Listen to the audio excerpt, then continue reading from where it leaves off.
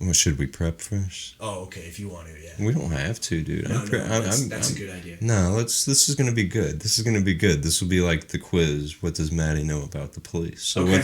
what's the first album, Maddie? First album is Outlandos. You got it. Ding, ding, ding. What's first track? First track. Ooh. Roxanne? No. Fuck, I don't. Wow, I'm stumped. Can't stand it for another day. When you Next to You? Is that it? What can I do? All I want to do. Is that it? I don't think Next to You is the first track, but yeah, I think it is. I think Next to You is the first track. I don't know. See, now I'm proving what I don't know about the Police. Because the songs are kind of all over the place. Yeah, that's the thing. It's. Here we go. I'm not even gonna have all of them on hand. Girls got most of them upstairs. Yeah. It is Next to You.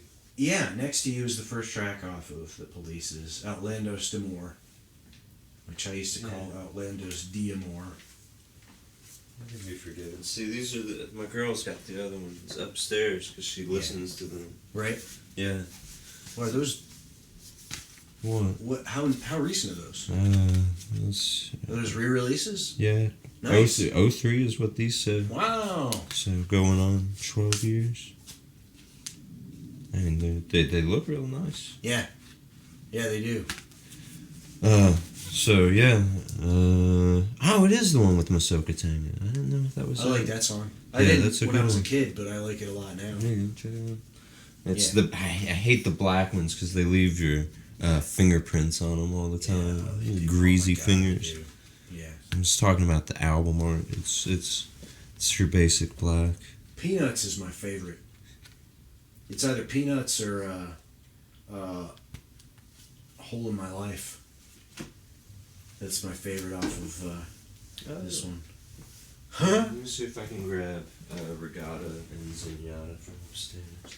So the tracks on Outlandos d'Amour are Next to You, So Lonely, Roxanne, Hole in My Life, Peanuts, Can't Stand Losing You, Truth Hits Everybody, Born in the 50s, Be My Girl, Sally, and Masoko Tanga. Masoko Tanga?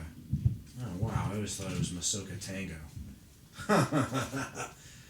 Wow, I've been getting that wrong pretty much my entire life. Wow. Yeah.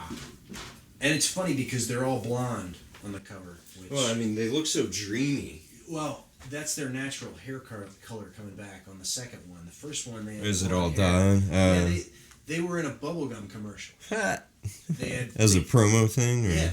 Yeah. It's just weird. Oh, and check them out on Zenyatta, too. Right. They all got they're kind of, but they're also being hit with lights. I don't know. They kind of bleached their hair for a while. All right, how was full eye contact on the first one, all three?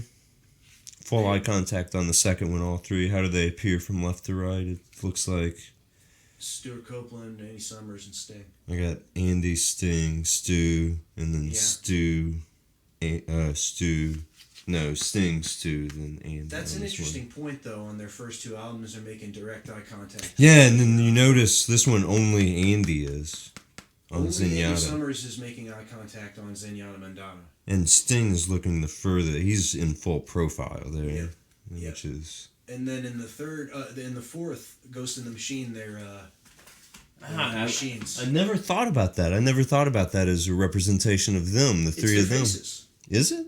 Oh yeah, man. Which one is? I know this is Stu. No, that's Sting. That's in the middle. Sting. Yeah. Which one's Stu and which one's Stuart Andy? Copeland's on the left, and then Andy Summers is on the right with the hair. I never knew I that. think it could be backwards, but yeah.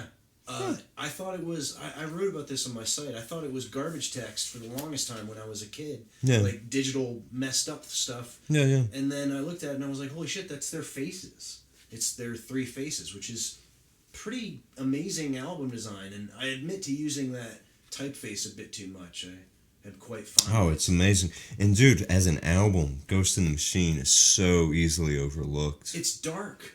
It's very great, dark. though. I mean, these are some of the tracks that I come back to the most in the catalog, in the Police catalog. Off Ghost in the Machine? Yes, dude. Yeah, like a lot of folks I know love the Outlandos Regatta or the Regatta Zenyatta eras. Zenyatta Mandata is my favorite. But Ghost in the Machine is the one that, like I say, it's got a handful of tracks on it. I mean, Hungry for You, Too Much Information, Humanize Yourself. Too Much Information, I think, is the best track on it's just this core of awesome. And the horns and just amazingly upbeat. I mean, Stu Copeland is doing some of his most incredible work, and I mean, he never doesn't do incredible work. Yeah. You know what I mean? He is one. He's got to be the. I don't. It's so hard to say. I mean, if anyone is the best percussionist, he is one of them. He's up there with Vinnie Colaiuta and Neil Peart, and who am I leaving out? I know I'm leaving something out. Not just Terry Bozzio, but there's Brian Blade. Yeah, I've heard some of his Holy fellowship shit. stuff.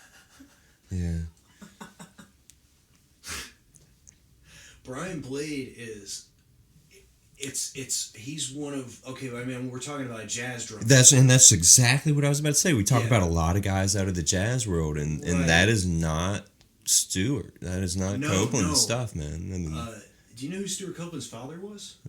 We've talked about this, I think. He was CIA. Yeah, and they were in Africa, and that's where he learned the polyrhythm. Yes. And the polyrhythm is the story of Stuart Copeland. And it's amazing because, you know, I diddle on the drums, and to have that kind of dexterity and coordination in all four limbs is just outrageous. It's... Yeah. And I mean, I'm not sure. I don't know about any of the studio magic that they were pulling. But much. I don't think they were. Dude, I will have to play it. There's a track. Oh shit! I was listening to one. I was zoning on one of Summer's solos, and it's an overdub. He's got two guitar parts on this one solo, and I'll have to remember. Is it Another what. Way of Stopping? No, I think it's not an instrumental track. Yeah. Yeah, it's a big track, and it's like it's one of those solos that you hear, and it's like every Andy Summers solo. It's like, how the fuck was this constructed? What manner of how did you write deviant invented this? Yeah. And there's just this last section, 3 notes. Yeah. And he doubles it on the bass line. Like, he gives himself a bass line, because obviously Sting wasn't going to go out of his way to play him those 3 notes. But, so, and it just sounds amazing. It's because, I mean, it's like every other bit of his guitar work, just this lush soundscape texture in such a small sonic space. They didn't give him a lot of room to work in. I think you might be talking about Bring on the Night. I think I might be. Yeah. I think I might be. I think that might be it. He does some really avant-garde stuff in Bring on the Night on guitar, and it's amazing. And when you sit and think about it, it's very raw. It's not. How do I put this? It's. You're talking about the academic sounding kind of thing, just safe. Because he's it goes here because that's the next thing. He's playing the rhythm guitar, of course, which is real soft and lush, and and then he comes in with these stabs. It's amazing. Well, that's what I think of him. I like just doing these, small clusters of notes and then sustain, just like a few notes that go a measure or two. It's just like he creates so much space, and I mean, again, Stuart Copeland and Sting aren't giving him a lot of room. They're just pounding a song out behind them, and he's like keeping that time. Just it's what a great 3-piece. An incredible trio, a really impeccable. I mean, you think about great 3-pieces, 3-piece bands, Rush, the Police. Primus.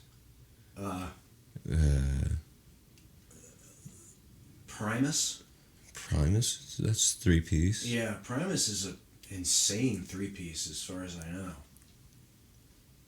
Is it not? I believe it is. Isn't Primus like a fucking super group when you think about it. I think because the drummer for Primus is sick as fuck. Also, if you listen to, I'm not gonna get started on Primus, but yeah, I mean, Primus isn't really my territory. I really like one album, Right.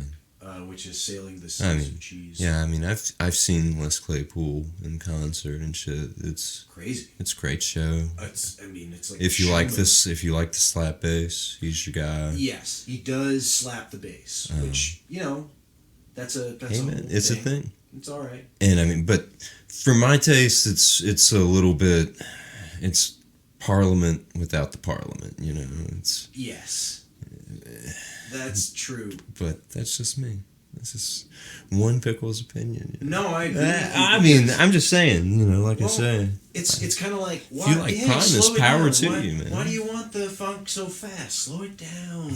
Make a groove. Don't blah, blah, blah, blah, blah, blah, all that stuff. Put in some like my grandmother Slow used down. to say, where's the trumpet? Where are the horns? One of my favorite Primus songs, Latter-day Primus songs, is Hamburger Train.